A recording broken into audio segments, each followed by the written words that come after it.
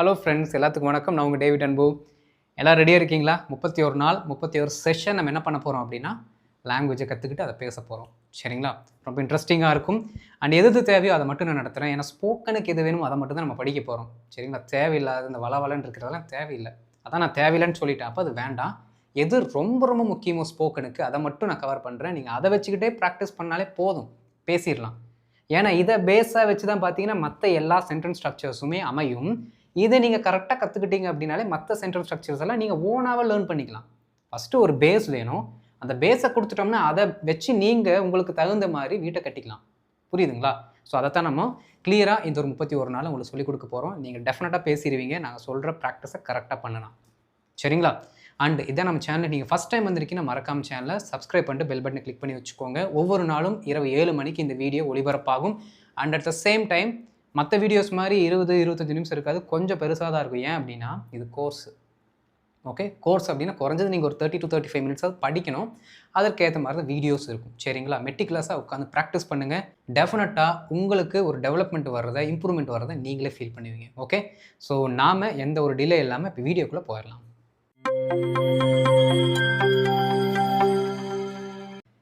எது ரொம்ப முக்கியம், எதுக்கு நீங்கள் அதிகமாக முக்கியத்துவம் கொடுக்கணும் அப்படிங்கிறது மட்டும்தான் நீங்கள் லிஸ்ட் அவுட் பண்ணியிருக்கேன். இதை தொடர்ந்து அப்படியே கிளாஸ் இருக்க போகுது. சரிங்களா? பாருங்கள், ஃபஸ்ட்டு வேர்ட்ஸ். இதுக்கு முன்னாடி பார்த்தீங்க அப்படின்னா அது ரொம்ப ரொம்ப முக்கியம். இதை விட என்ன அப்படின்னா ப்ரனன்சியேஷன்.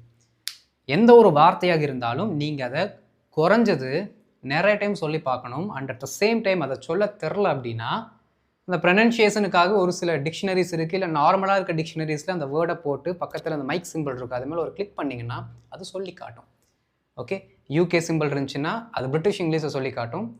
வேறு யூஎஸோடது இருந்துச்சுன்னா அமெரிக்காக்காரங்க எப்படி அந்த வார்த்தையை உச்சரிக்கிறாங்க அப்படிங்கிற டிஃப்ரென்ஸ் சொல்லி கொடுக்கும். மேக்ஸிமம் யூகேவை ஃபாலோ பண்ணுங்கள், பிரிட்டிஷை. சரிங்களா? ஏன்னா அதை தான் நம்ம ஃபாலோ பண்ணுறோம் அதிகமாக. ரைட்? ப்ரனன்சியேஷனுக்கு அடுத்து ஒரு லாங்குவேஜுக்குள்ளே வந்துட்டோம் அப்படின்னா எழுத்துக்கள் ரொம்ப முக்கியம். ஏபிசிடி அதை சொல்லித்தரணும்னு அவசியம் கிடையாது, எல்லாத்துக்கும் தெரியும். அப்புறம் வேறு என்ன இருக்குங்க, வவ்வல்ஸு, அதெல்லாமே தெரியும் மேக்ஸிமம் எல்லாத்துக்கும். அதுக்கு அடுத்த கட்டமாக வந்துட்டோம்னா வேர்ட்ஸ். ஓகே, என்னது? வார்த்தைகள். இதைத்தான் நாம் முக்கியமாக தெரிஞ்சுக்கணும். நல்லா கவனிக்கணும் ஃப்ரெண்ட்ஸ். நீங்கள் ஒரு லாங்குவேஜை கற்றுக்கிறதுக்கு எவ்வளோ ஆர்வத்தோடு ஸ்டார்ட் பண்ணுறீங்களோ அதே மாதிரி நிறைய வார்த்தைகளையும் கற்றுக்கணும். புரியுதுங்களா? எக்கச்சக்கமான வார்த்தைகளுக்கு நீங்கள் முக்கியத்துவம் கொடுங்க, தப்பு கிடையாது. ஏன் வார்த்தைகள் நான் அதிகமாக தெரிஞ்சு வச்சுக்கணும்னு சொல்கிறேன் அப்படின்னா ஒரு வார்த்தை உங்களை கைவிட்டால் இன்னொரு வார்த்தை கை கொடுக்கும். அதுக்காக நான் சொல்கிறேன். ஓகே, ஃபார் எக்ஸாம்பிள் இப்போ உங்கள் வீடு இருக்குன்னு வச்சுக்கோங்களேன். உங்கள் வீட்டுக்கு நீங்கள் போகணும். நீங்கள் ரெகுலராக போகிற வீட்டுக்கு போகிற அந்த வழியில் என்ன பண்ணிடுறாங்க அப்படின்னா பாதாள சாக்கடை நாங்கள் இது பண்ணுறோன்னு சொல்லிட்டு தோண்டி வச்சிடுறாங்க. உடனே என்ன பண்ணுவீங்க? ஒரு ஆல்டர்னேட்டிவ் வே எடுத்து எப்படியோ வீட்டுக்கு போவீங்களா மாட்டிங்களா? அதற்கு எவ்வளோ டிட்டர்மினேஷனாக நிறைய வழிகளை தெரிஞ்சு வச்சுருக்கீங்களோ அதே மாதிரி ஒரு வார்த்தை இருக்குன்னா அந்த வார்த்தைக்கு ஆல்டர்னேட்டிவ்ஸ் வார்த்தை உங்களுக்கு தெரிஞ்சிருக்கணும். தெரிஞ்சாதான் அந்த வார்த்தை மைண்டுக்கு வரல அப்படின்னா இன்னொரு வார்த்தை உங்களுக்கு கை கொடுக்கும். இது பேசிக்காக நீங்கள் தெரிஞ்சு வச்சுக்க வேண்டிய ஒரு ஐடியாலஜி. ரைட்? அடுத்து இந்த வேர்ட்ஸ்லேயே வெக்காபுலரி, அப்போ நம்ம இதெல்லாம் சொல்லுவோம்ல, ஃப்ரேசல் வேர்பு, இடியம்ஸு எல்லாமே கவர் ஆகிடணும். சரிங்களா? இது எல்லாமே நிறைய நீங்கள் தெரிஞ்சு வச்சுக்கோங்க. வெப் சீரிஸ் பாருங்கள். ஓகே, அப்புறம் இந்த கார்ட்டூன் புக்கெல்லாம் இருக்குல்ல, படிங்க. நிறைய வார்த்தைகள் வரும். நீங்கள் என்ன பண்ணுங்கள், லிஸ்ட் எடுத்து வைங்க. அதுக்கேற்ற மாதிரி ப்ராக்டிஸ் பண்ணுங்கள். சொல்லி சொல்லி பாருங்கள். அதுதான் இருக்கிறதுலே ரொம்ப அட்வான்ஸ்டு ப்ராக்டிஸ். எது? சொல்லி பார்க்குறது. ரைட். அடுத்து பாருங்கள், பார்ட்ஸ் ஆஃப் ஸ்பீச். ஒரு லாங்குவேஜ் எடுத்துக்கிட்டோம் அப்படின்னா பார்ட்ஸ் ஆஃப் ஸ்பீச் ரொம்ப ரொம்ப முக்கியம். ஏன் அப்படின்னா இந்த பார்ட்ஸ் ஆஃப் ஸ்பீச் 8 இருக்குது பார்த்தீங்களா? 8 இருக்குது. இருக்குது அப்படின்னு நானே சொல்லிட்டேன், ஆனால் 8 இருக்குது. சரிங்களா? என்னென்ன இருக்குது அப்படின்னா noun, pronoun, adjective, preposition, pronoun சொல்லிட்டேன் அது. Okay, preposition, conjunction, interjection, verb, adverb, இதெல்லாம் ஒவ்வொரு பார்ட்டாக தான் வரும். சரிங்களா? நவுன் கூட பார்த்தீங்கன்னா நவுன் ஃபேமிலியோட சேர்த்து ஒரு 4, வேர்பு கூட 2, மீதி இருக்கிறது கன்ஜங்ஷன், இன்டர்ஜெக்ஷன், அது தனியாக வந்துடும். இந்த மாதிரி 8 இருக்குது. இந்த 8மே பார்த்தீங்க அப்படின்னா ஒரு என்டையர் லாங்குவேஜை கவர் பண்ணிடும். ஒட்டுமொத்த இங்கிலீஷோட சகாப்தமும் இந்த 8 பார்ட்டுக்குள்ளே வந்துடும். அப்போ இந்த 8 பார்ட்டை நீங்கள் தெரிஞ்சு வச்சுக்கிட்டாலே போதும். ஓகே, இந்த 8லேயுமே ரொம்ப முக்கியம் என்னென்ன? நவுனு, ப்ரொனவுனு, ப்ரிப்போசிஷன், வேர்பு ரொம்ப ரொம்ப முக்கியம். இதெல்லாம் 8லேயுமே வச்சு. சரிங்களா? மீதி இருக்குது அட்வர்பு, அட்ஜெக்டிவ், கன்ஜங்ஷன், இன்டர்ஜெக்ஷன், அது ஓரளவுக்கு முக்கியம். கன்ஜங்ஷன் அந்த வரிசையில் எடுத்திங்கன்னா அதை விட இன்னும் கொஞ்சம் முக்கியம். ஓகே, பாருங்கள், 1 2 3 4 5th வேணால் கன்ஜங்ஷனுக்கு வச்சுக்கலாம். அதுக்கடுத்து அட்வர்ப். இதுதான் பார்த்தீங்க அப்படின்னா முக்கியமாக நாம் முக்கியத்துவம் கொடுத்து படிக்க வேண்டியது. ஏன்னா மீதி அட்ஜெக்டிவெல்லாம் உங்களுக்கே தெரியும், பேச பேச அது வந்துடும் தானே. ஓகே, நம்மளோட உடம்புக்கு எப்படி இந்த ஆர்கன்ஸ் எல்லாம் இருக்குது, இந்த ஆர்கன்ஸ் இருந்தால் தான் அந்த உடம்பு வந்து கரெக்டாக வேலை செய்யும். அதே மாதிரி லாங்குவேஜோட ஆர்கன்ஸ் தான் இதெல்லாமே. ஓகே, நம்ம இப்படி கூட சொல்லலாம், த ஆர்கன்ஸ் ஆஃப் த லாங்குவேஜ்னு சொன்னாலும் கரெக்டு தான். ரைட், இப்போ அதில் பாருங்களேன், நவுன். ஓகே, இந்த நவுன் எந்த அளவுக்கு லாங்குவேஜுக்கு முக்கியமோ அதை விட அதிகமான முக்கியம் வேர்பு. ஓகே, திரும்பவும் நான் சொல்கிறேன், ஒரு லாங்குவேஜ் அப்படின்னா நவுன் ரொம்ப ரொம்ப முக்கியம் அப்படின்னு எல்லாருமே சொல்லுவாங்க. கரெக்டு, நான் ஒத்துக்கிறேன். நவுனை விட எது முக்கியம் அப்படின்னா வேர்பு. எப்படின்னா பாருங்களேன், ஒரு செஸ் போர்டு இருக்குன்னு வச்சுக்கோங்களேன். ஒரு செஸ் போர்டு இருக்குது அப்படின்னா அந்த செஸ் போர்டில் நம்ம வந்து பவர்ஃபுல் அப்படின்னு சொல்லி யாரை சொல்லுவோம் அப்படின்னா கிங்கை சொல்லுவோம். ஆனால் கிங்குக்கு எவ்வளோ மூவு? ஒரே மூவ் தான், இங்கிருந்து இப்படி தான் நகரும். ஆனால் குயின் பார்த்தீங்க அப்படின்னா சும்மா எல்லா ஆல்ரவுண்டர், அது எல்லா இடத்துக்கும் போகும். ரூக்கு மாதிரி போகும், பிஷப் மாதிரி போகும், எப்படி வேணாலும் போகும். புரியுதுங்களா? வேர்ப் யாருன்னா குயின் மாதிரிங்க. ஓகே, ஒன்றும் இல்லை, குயின் பார்த்தீங்க அப்படின்னு நிறைய மல்டிபிள் ஸ்டெப்ஸ் கிடைக்குது, எந்த ஆங்கிளில் வேணாலும் போகும். அதே மாதிரி தான் வேர்ப் எப்படி வேணாலும் தன்னை மாற்றிக்கும், 12 வகையாக மாற்றிக்கும். 12 வகையாக மாற்றிக்கும், அந்த 12ஐயும் தாண்டி மாற்றும். அதுதான் ஹைலைட்டு. 12 மட்டும் கிடையாது, 12 டென்ஸுக்கு ஏற்ற மாதிரி மாற்றும். டென்ஸை தாண்டியும் வெளியில் போயிடும். அதான் மாடல்ஸ் நம்ம சொல்லுவோம், கேனு குட், அது கூட போயிடும். புரியுதுங்களா? அப்போது நீங்கள் இந்த நவுனுக்கு எவ்வளோ முக்கியத்துவம் கொடுக்குறீங்களோ நண்பர்களே, நான் சொல்கிறத தயவு செய்து கேளுங்க. என்ன அப்படின்னா, நவுனுக்கு கொடுக்கறத விட அதிகமான முக்கியத்துவம் வேர்புக்கு கொடுங்க. நிறைய வேர்பை தெரிஞ்சுக்கோங்க. வேர்பில் பார்த்தீங்கன்னா V1, V2, V3. நிகழ்காலம் V1, கடந்த காலம் V2, V3 அப்படிங்கிறது பாஸ்ட் பார்ட்டிசிபிள். ஓகே, கரெக்டாக சொல்ல போனால் அது பார்ட்டிசிபிள். அந்த பார்ட்டிசிபிளை நீங்கள் அதிக முக்கியத்துவம் கொடுக்கணும். V3ங்கிறது ஃப்யூச்சர் கிடையாது. ஃப்யூச்சர் வேறு, பார்ட்டிசிபிள் வேறு. புரியுதுங்களா? இதெல்லாமே நீங்கள் என்ன பண்ணணும், மெட்டிகுலஸாக படிக்கணும், நிறைய வார்த்தை தெரிஞ்சுக்கணும். ஸ்விம் அப்படின்னு சொல்கிறோன்னா ஸ்விம்மோட 3 டென்ஸும் தெரிஞ்சிருக்கணும் உங்களுக்கு. V1, V2, V3. Okay, cut அப்படின்னா 3 தெரியணும், ட்ரிங்க்னா 3 தெரியணும். இதெல்லாமே நான் அந்த கிளாஸ் வரும்போது சொல்கிறேன். சரிங்களா? ரைட். நவுன் அப்படின்னா என்ன? ஒரு பெயர் சொல். என்ன பெயர் சொல்? நான் அந்த ஸ்கூலில் சொல்லிக் கொடுப்பாங்களா, அதெல்லாம் சொல்லிக் கொடுக்க விரும்பலை. சிம்பிளாக எனக்கு தெரிஞ்சு நான் உங்களுக்கு சொல்லிடுறேன். நம்ம பார்க்குறது எல்லாமே நவுனு, அவ்வளோதான். இது என்னோட அனாலஜி. ஓகே, நான் எனக்காக க்ரியேட் பண்ணி வச்சுக்கிட்ட ஒரு கான்செப்ட். நம்ம பார்க்குறது எல்லாமே நவுனு. ஓகே, ஃபார் எக்ஸாம்பிள், நீங்கள் ஒரு ஆளை பார்க்குறீங்க, என்ன பார்க்குறீங்களா? நான் உங்களை பார்க்குறேன், நீங்கள் என்ன பார்க்குறீங்க? நான் நவுன் தான். ஓகே, இதான் டிஷர்ட்டு நவுனு, வாட்ச் கட்டி இருக்க நவுனு, முடி நவுனு, என்ன பார்க்குறீங்க எல்லாமே நவுனுங்க. இப்போ கண்ணை மூடிக்கோங்க, கண்ணை மூடிக்கோங்க. கண்ணை மூடுறீங்க, இப்போ நான் பேசுகிறது மட்டும் உங்களுக்கு கேட்குதா? ஆனால் நீங்கள் என்ன பார்க்கல, ஆனால் நீங்கள் கேட்குறீங்க, கரெக்டுங்களா? அப்போ என்னோட சத்தம் இருக்குது பார்த்தீங்களா, அதுவும் நவுன் தான். அப்படின்னா என்ன அர்த்தம்? நாம் பார்ப்பதும் நவுனு, பார்க்க முடியாத பொருட்களும் நவுன் தான். ஓகே, உயிரை பார்க்க முடியாது, காற்றை பார்க்க முடியாது, கடவுளை பார்க்க முடியாது, இது எல்லாமே நவுனு கீழே வந்துடும். ஏன்னா எல்லாத்துக்கும் ஒரு பேர் இருக்குது, அதனால் சொல்கிறேன். ஓகே, திடீர்னு இந்த ஒரு பொருள் இருக்குது, இந்த பொருள் வந்து பார்த்தீங்கன்னா தொப்புன்னு வானத்துலேருந்து டம்முன்னு இங்கே கீழே விழுகுது. நான் உடனே மக்களே இது பாருங்கள், வானத்துலேருந்து ஒரு பொருள் விழுந்துருக்குது, ஐயோ அப்படின்னு சொல்கிறேன்னு வச்சுக்கோங்களேன், இதுவும் நவுன் தான், பேர் இல்லை. ஆனால் என்ன ஆகும் அப்படின்னா, வானத்திலிருந்து விழுந்த பொருள், வானத்திலிருந்து விழுந்த பொருள் நான் சொல்கிறேன் பார்த்தீங்களா? அப்போ வானத்திலிருந்து விழுந்த பொருள் அப்படிங்கிற அந்த டேர்மே இதுக்கு பேராக மாறிடும். டே, அந்த வானத்திலிருந்து ஒரு பொருள் விழுந்துச்சு, அதை எடு அப்படின்னு சொல்லுவேன். அப்போ வானத்திலிருந்து விழுந்த பொருள் அப்படிங்கிறது பேராக மாறிடும். அப்போ எந்த பொருள் பார்த்தாலும் அதற்கு பேர் இருக்குதுங்க. அதனால தான் பார்க்குறது எல்லாமே நான் பெயர்ச்சொல் அப்படின்னு சொல்லிட்டேன். ஓகே, அது ஒன்று. இந்த பெயர்ச்சொல் தான் பார்த்தீங்க அப்படின்னா, இந்த நவுனுக்கு இன்னொரு அர்த்தம் இருக்குது. காமனாக சொல்லும்போது பெயர்ச்சொல்னு சொல்லிடுவோம். இதை இன்னும் கொஞ்சம் டிவைட் பண்ணோம் அப்படின்னா, இதை நாம் சப்ஜெக்ட்னு சொல்லுவோம் அண்டு ஆப்ஜெக்ட்னு சொல்லுவோம். ஓகே, சப்ஜெக்ட்னு சொல்லுவோம், ஆப்ஜெக்ட்னு சொல்லுவோம். சப்ஜெக்ட்னா யார், ஆப்ஜெக்ட்னா யார்? வரேன், இதை முடிச்சுட்டு வரேன். சரிங்களா? அடுத்து நவுனுக்கு அடுத்து முக்கியமான ஆள் யாருன்னா ப்ரொனவுன். ஓகே, இந்த ப்ரோ அப்படின்னாலே நீங்கள் ஒன்று புரிஞ்சுக்கணும். ப்ரோ அப்படின்னாலே ஒரு எக்ஸாம்பிள் சொல்லிட்டு வரேன். இப்போ ஒரு மொபைல் வந்து லான்ச் ஆகுது. என்ன அப்படின்னா, ஒரு ரெட்மியோ விவோவோ ஏதோ ஒரு மொபைல் லான்ச் ஆகுது. லான்ச் ஆகும்போது பார்த்தீங்க அப்படின்னா விவோ X100 அப்படின்னு ஒரு மொபைல் லான்ச் ஆகுது. ஓகே, அதற்கடுத்து பார்த்தீங்கன்னா விவோ X100 ப்ரோ லான்ச் ஆகும். அதற்கடுத்து பார்த்தீங்க அப்படின்னா ப்ரோ அல்ட்ரா அப்படிங்கிறது லான்ச் ஆகும். அப்படின்னு என்ன அர்த்தம்னா, ஒன்றுக்கு அடுத்து ஒரு பேசிக் ஒன்று இருக்கும், அதோட வரிசையில் இன்னொன்று, அப்போ ரெண்டாவது. சரிங்களா? அப்போ ரொம்ப சிம்பிளுங்க. ஃபஸ்ட்டு ஒரு நவுனை சொல்லுவோம், டேவிட் அப்படின்னு. ஃபஸ்ட்டு டைம் நான் நவுனை டேவிட்டை சொல்லுவேன். செகண்ட் டைம் இதே டேவிட்டை நான் சொல்லும் பொழுது டேவிட் நான் சொல்ல மாட்டேன், ஹீன்னு தான் சொல்லுவேன். ஒரே நவுனு இரண்டாவது தடவை அவரை நம்ம சொல்லி காட்டும் பொழுது வார்த்தை மாறுது. அதுதான் ப்ரோ நவுன். இரண்டாவது தடவையாக அந்த நவுனை சொல்லி காட்டும் ஒரு வகையான பெயர் சொல் குழு. ஓகே, இந்த ப்ரொனவுனில் யார் யார் இருக்கா அப்படின்னா ஒரு 7 பேர் இருப்பாங்க. யார் யார்?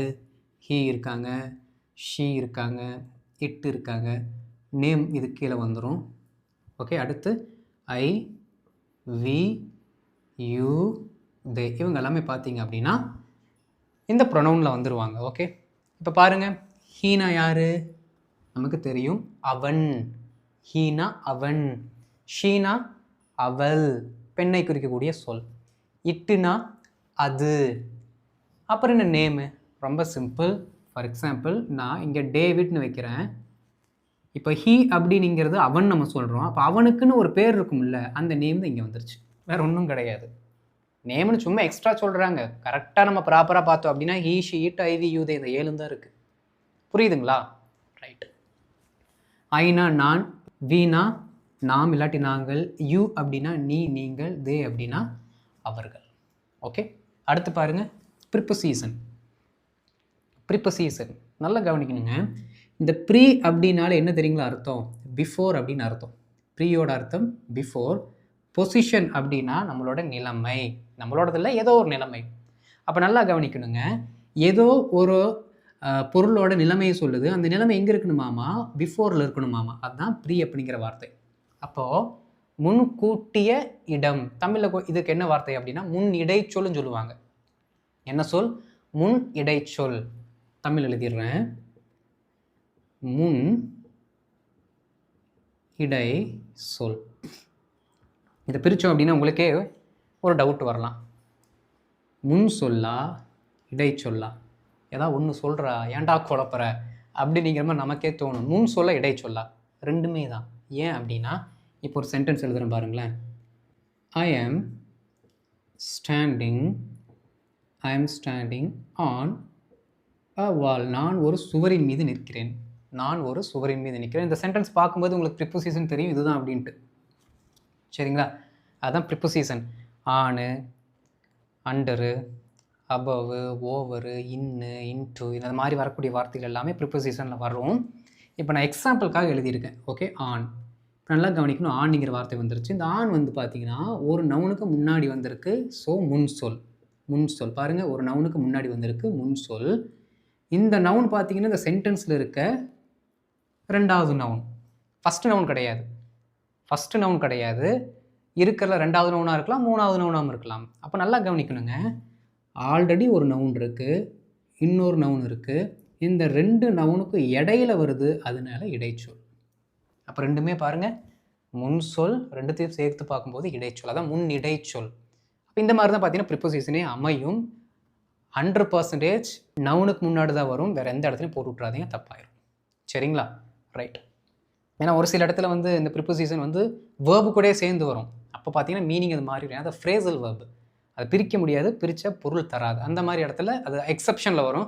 பட் ஒரு பொருளோட நிலைமையை நம்ம சொல்கிறதுக்கு அது பாருங்கள், இவருக்கும் இந்த பொருளுக்கும் என்ன தொடர்பு இருக்குது, ரிலேஷன்ஷிப் என்ன இருக்குது அப்படிங்கிறத காட்டுறதுக்கு நாம் இந்த ப்ரிப்போசிஷன் யூஸ் பண்ணுறோம். சரிங்களா?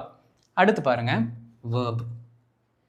ரொம்ப ரொம்ப முக்கியமானது. ஒரு 4 எலிமெண்ட்டு தான் அந்த வேர்புக்கு. அதை நான் சொல்கிறேன். முடிஞ்ச அளவுக்கு நீங்கள் இதை வச்சு என்ன பண்ணுங்க அப்படின்னா அப்கமிங் கிளாஸஸில் அதை வந்து கம்பேர் பண்ணி படிக்க பழகுங்க. ஓகேவா? பாருங்கள், இப்போ என்னென்னா ஒன்றாவது என்ன அப்படின்னா இந்த சப்ஜெக்ட் ஆப்ஜெக்ட் அப்படிங்கிறத வச்சே சொல்கிறேன். ஓகே, சப்ஜெக்ட்டு ஆப்ஜெக்ட் இப்படி வச்சு சொல்கிறப்ப உங்களுக்கு புரியும். வேர்போட ஃபஸ்ட்டு நிலைமை என்னென்னா ஒரு ஆக்ஷன், நம்ம செய்கிற ஆக்ஷன். நல்லா கவனிக்கணுங்க, நாம் எதை செஞ்சாலும் அது வேர்பு தான். ஓகே, ஆக்ஷன்னாலே நம்ம ஏதோ ஒன்று செய்யணும், அதான் வேர்பு. நம்ம எதை செஞ்சாலும் வேர்பு.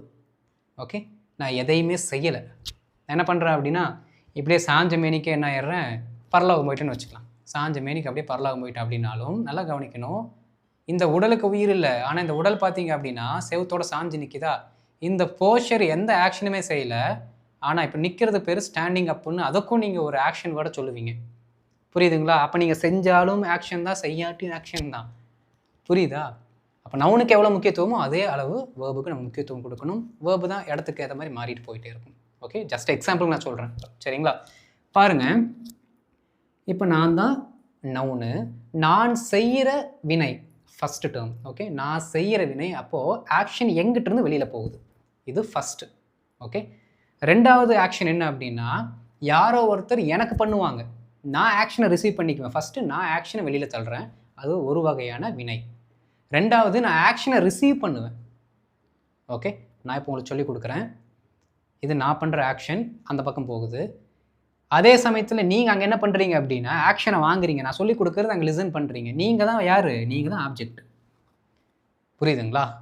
அப்போ திரும்பி நீங்கள் என்ன பண்ணுவீங்க அப்படின்னா அந்த பர்டிகுலர் நான் ஹோம்ஒர்க்லாம் கொடுப்பேன், அந்த ஹோம்ஒர்க் என்ன பண்ணுவீங்கன்னா எழுதி கமெண்ட்டில் போடுவீங்க. அப்போது அந்த ஆக்ஷன் என்னை வந்து தொடரும். அப்போ நானும் என்ன பண்ணிக்கிறேன் அப்படின்னா உங்கள்கிட்ட இருந்து ஆக்ஷனை ரிசீவ் பண்ணிக்கிறோம். அப்போது செயலை செய்பவர் சப்ஜெக்ட், செயலை பெறுபவர் ஆப்ஜெக்ட். ஓகே, இது பின்னாடி வரலாம், அது எனக்கு கொஞ்சம் டீட்டெயிலான சப்ஜெக்ட். அடுத்து பாருங்கள், அடுத்து முக்கியமானது என்ன அப்படின்னா நம்மளோட நிலைமையை சொல்லும். வேர்ப் என்ன சொல்லும்? நம்மளோட நிலைமையை சொல்லும், அதான் பி வெர்ப்ஸு. அதற்கடுத்து நம்மளோட உடைமையை சொல்லும், அதான் ஹேவ் ஹேஸ். இந்த நாலும் தான். செயலை சொல்வது எப்படி, சப்ஜெக்ட் எப்படி வேலையை செய்கிறாரு, ஆப்ஜெக்ட் எப்படி வேலையை வாங்குறாங்க, அதை ஆக்ஷனை வாங்குறாங்க, நம்மக்கிட்ட என்ன பொருள் இருக்குது, அப்புறம் நம்ம யார், நம்மளோட பொசிஷன், நம்மளோட ஸ்டேட்டஸ் என்ன அப்படிங்கிற சொல்கிறதுக்கு வேர்பு 4 வகையை நமக்கு உதவுது.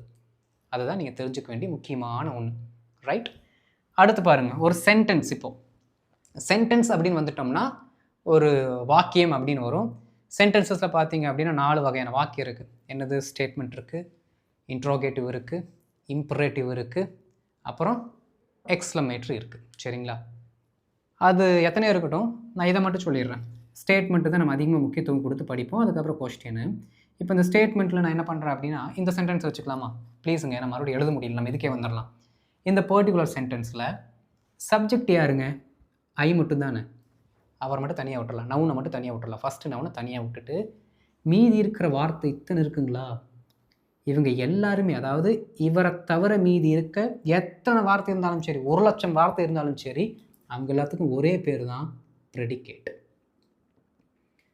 அவங்களுக்கெல்லாம் ஒரே பேர் தான் ப்ரெடிகேட். சப்ஜெக்டை மட்டும் எடுத்துகிட்டு மீதி இருக்க எல்லாத்தையுமே என்ன பண்ணுங்கள்? ப்ரெடிகேட்னு கொண்டு வந்துருங்க. அப்போது ஒரு சென்டென்ஸ்னால் ஒரு சப்ஜெக்ட் இருக்கணும், ஒரு ப்ரெடிகேட் இருக்கணும். ப்ரெடிகேட்டுக்குள்ளே தான் மற்ற எல்லாமே வந்துடும். ஆப்ஜெக்ட், ப்ரிப்போசிஷன் அதெல்லாமே வந்துடும். சரிங்களா?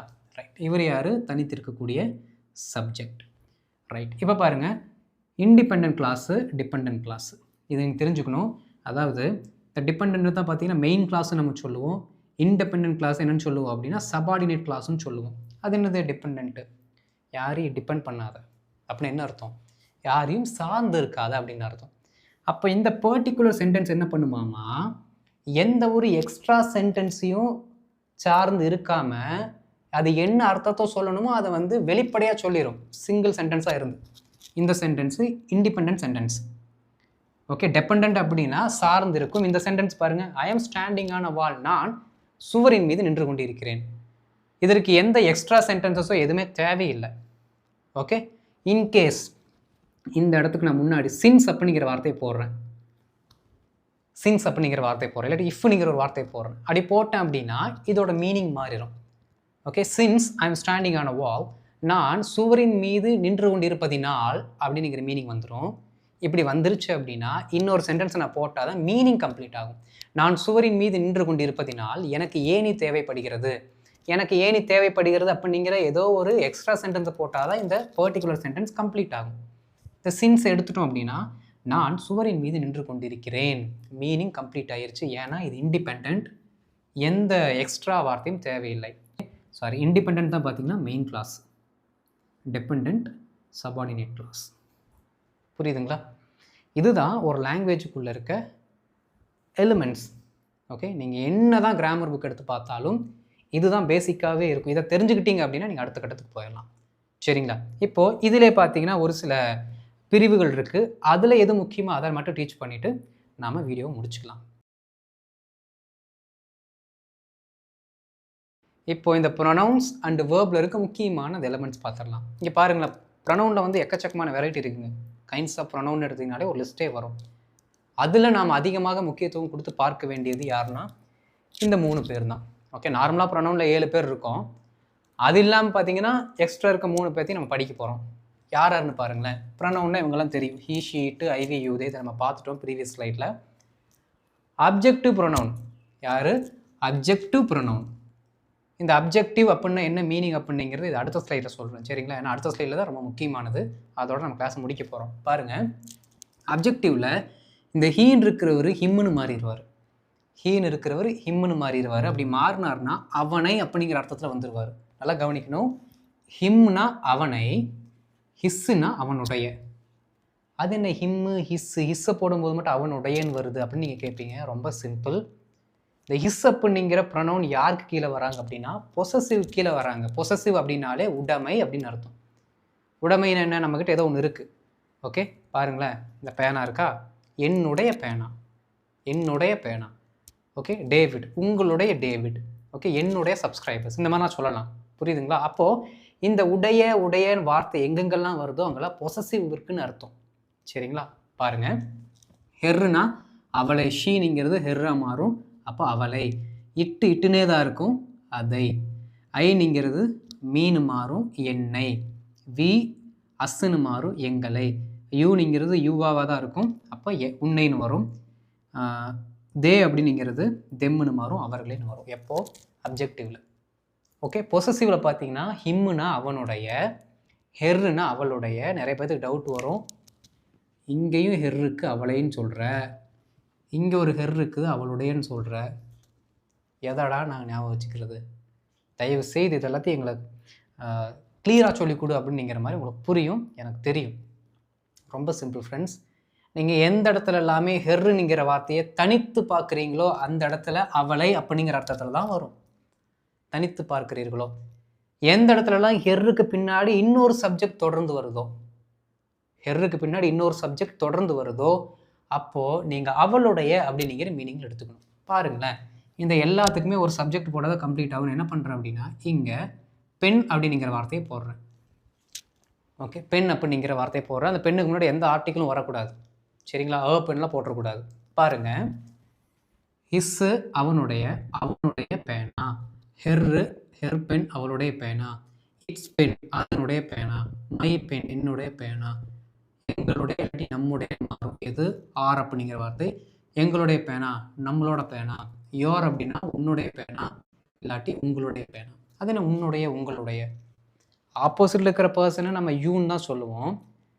யூன்னு சொல்லும் பொழுது ஆப்போசிட்டில் இருக்கவன் ஒன்றா இருந்தாலும், அதாவது ஒரு ஆளாக இருந்தாலும் யூ தான், பல பேராக இருந்தாலும் யூ தான். புரியுதுங்களா? அதனால தான் யூக்கு 2 அர்த்தத்தை கொடுக்குறோம். இப்போ யுவர்னு வரும்போது உன்னுடைய உங்களுடைய. இதனால தான் இது என்னன்னு சொல்கிறோம் அப்படின்னா, நாம் இன்டெஃபினைட் ப்ரொனவுன் அப்படின்னு சொல்கிறோம். இன்டெஃபினைட், டெஃபினைட்டாக பண்ணவே முடியாது, அது நிச்சயம் இல்லாத ஒரு நவுன். புரியுதுங்களா? தேயர் அவர்களுடைய. அப்போது இந்த ஹெர்ருக்கு அடுத்து பார்த்தீங்கன்னா பெண்ணுங்கிற வார்த்தை வருதா, அப்போ அதனுடைய அர்த்தம் அவளுடையன்னு அர்த்தம். சரிங்களா? ஹெர் பெண்ணுன்னு வந்தால் அவளுடைய, வெறும் ஹெர்ருன்னு தனித்து வந்தால் அவளை. இது தெரிஞ்சு வச்சுக்கணும். ஓகே, அடுத்து இட்ஸ் அப்படின்னா அதனுடைய, இதெல்லாம் பார்த்துட்டோம். சரிங்களா? அடுத்து பாருங்கள், ரெஃப்ளெக்சிவ். ரெஃப்ளெக்சிவ் அப்படின்னா ஒருத்தர் எந்த வேலையை அவர் எப்படி செஞ்சார், யாரோட உதவி இல்லாமல் அவரே செஞ்சார் அப்படிங்கிறத சொல்கிறது தான் நாம் இந்த ரெஃப்ளெக்சிவ் ப்ரொனவுன் வச்சுருக்கோம். இதுக்கு இன்னொரு பெயரும் இருக்குது, என்னென்னா எம்ஃபட்டிக் அப்படின்னு நம்ம சொல்லுவோம். ஓகே, எம்ஃபட்டிக், எம்ஃபசைஸ்னாலே அழுத்தம்னு அர்த்தம். அதை எம்ஃபட்டிக் அப்படின்னு நம்ம வச்சுருக்கோம். ஓகே, பாருங்களேன், ஹிம்செல்ஃப் அவனே, ஹர் செல்ஃப் அவளே, இட் செல்ஃப் அதுவே, மை செல்ஃப் நானே, ஆர் செல்ஸ் ப்ளூரலாக மாறிடுச்சு, ப்ளூரல், ஆர் செல்ஸ் நாமே. யோர் செல்ஃபு சிங்குலராக இருந்தால் யோர் செல்ஃப், ப்ளூரலாக இருந்தால் your selves. Okay, them selves அவர்களே. அப்படி என்ன அர்த்தம்? ஒரு வேலையை இவங்களே பண்ணாங்க அப்படின்னு அர்த்தம். Okay, they didn't get any external help from anyone. That particular action is done by themselves. அந்த பர்டிகுலர் மனுஷனால தான் செய்யப்பட்டிருக்கிறது, வேற யார்ட்டையும் இருந்து அவங்க என்ன பண்ணல அப்படின்னா ஹெல்ப் வாங்கலை, எக்ஸ்டர்னல் ஹெல்ப் எங்கேயும் வரலன்னு அர்த்தம். அதுதான் மீனிங். அப்போது இந்த ரிஃப்ளெக்சிவாக இருக்கட்டும், அப்ஜெக்டிவாக இருக்கட்டும், பொசசிவாக இருக்கட்டும், ஓகே, பொசசிவ் கூட பரவாயில்ல. ஏன் தெரியுங்களா? இந்த பொசசிவ் கூட சென்டென்ஸோட பிகினிங்கில் வரும், போட்டுக்கலாம். பிகினிங்கில் வரும். ஏன் வரும் அப்படின்னா, இந்த சேர்ந்துருது, ஒரு ஆப்ஜெக்ட் சேர்ந்துருது, அதனால சென்டென்ஸோட பிகினிங்கில் போட்டுக்கலாம். ஆனால் இந்த 2 நீங்கள் போடக்கூடாது, போட்டால் தப்பு வந்துடும். ஓகே, ஏன்னா ஒரு சில எக்ஸெப்ஷன் தான் இருக்குது, அந்த எக்ஸெப்ஷன்ஸ் என்றைக்கோ ஒரு நாள் யூஸ் பண்ண போகிறோம், அதனால் வேண்டாம் அதெல்லாம். சரிங்களா? அதை நீங்கள் சென்டென்ஸோட பிகினிங்கில் போட்டுக்கலாம். இது 2 வராது. ஓகே, இதுவும் சென்டென்ஸோட பிகினிங்கில் வரும், இதை சென்டென்ஸோட பிகினிங்கில் போட முடியாது. சென்டென்ஸோட நடுவுலையும் கடைசியிலையும் போடுவதற்காக உருவாக்கப்பட்ட ஒரு அமைப்பு அது. சரிங்களா? ப்ரொனவுன்ஸ் புரிஞ்சுதா? ரொம்ப ரொம்ப முக்கியம். அதனால தான் இப்போவே கிளியராக சொல்லி கொடுத்துட்டேன். அப்கமிங் கிளாஸஸ் போகும்போது நான் என்ன பண்ணுவேன், கீவேர்டு தான் சொல்லுவேன். இங்கே ஒரு ரிஃப்ளெக்சிவ் ப்ரொனவுன் போடலாம், இங்கே ஒரு அப்ஜெக்டிவ் ப்ரொனவுன் போடலாம், இங்கே ஒரு பொசசிவ் ப்ரொனவுன் போடலாம்னு இந்த கீவேர்டு தான் சொல்லுவேன். டக்கு டக்கு டக்குன்னு நீங்கள் ஞாபகப்படுத்திக்கணும். ஓகே, அடுத்து வேர்பில் இருக்க முக்கியமான கொஸ்டின் வேர்ட்ஸ் என்னென்ன? வாட் அப்படின்னா என்ன, ஹூ அப்படின்னா யார், வைனா ஏன். அடுத்து பாருங்கள், விச்சுனா எந்த, வேர்னா எங்கே, வென்னுனா எப்போது, ஹவுனா ஏன், ஹூனா யாரை, ஹூ எல்ஸ்னா வேறு யார். ஓகே, வேற யார் வந்தா அப்படின்னு கேட்போம் பார்த்தீங்களா, அந்த எல்ஸ்னுங்கிறதுக்கு வேறு அப்படின்னு அர்த்தம். ஓகே, ஹூ எல்ஸ் வேறு யார், வாட் எல்ஸ் வேறு என்ன. இதுதான் மேஜராக நம்மக்கிட்ட இருக்கிறது. சாரி, ஹவ் அப்படின்னா எப்படி, நான் இங்கே ஏன்னு போட்டு வச்சுட்டேன்னா ரைட், ஹவுனா எப்படி. ஓகே நண்பர்களே, பாருங்கள், இதுதான் மேக்ஸிமமாக இருக்கிறது. இதில் நீங்கள் சேஞ்சஸ் பண்ணிக்கலாம். எப்படின்னு பாருங்களேன். பைங்கிற வார்த்தையை நம்ம ஃபஸ்ட்டு எடுத்துக்கலாம். ஓகே, பை வாட் என்ன, பைன்னு என்ன, ஒருவரால் அப்படிங்கிற அர்த்தத்தில் வரும். ஓகே, பை என்ன, எண்ணத்தால்.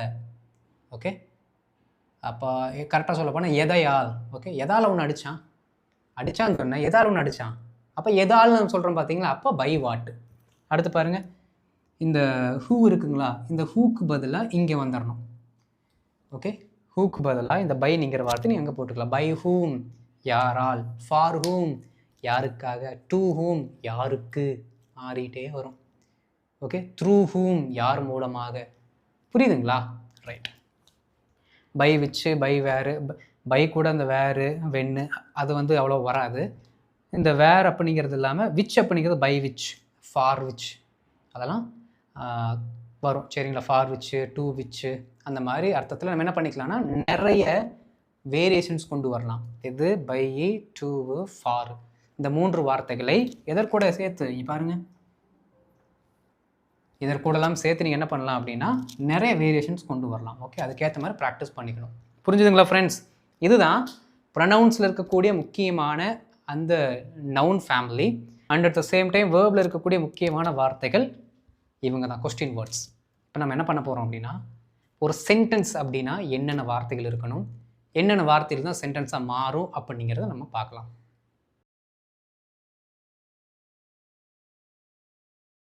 இப்போ நம்ம லாங்குவேஜில் முதல் கட்டமாக படிக்க வேண்டிய ஒரு டாபிக் என்னென்னா சென்டென்ஸ் பேட்டர்ன். அதை கிளியராக பார்த்துடலாம்.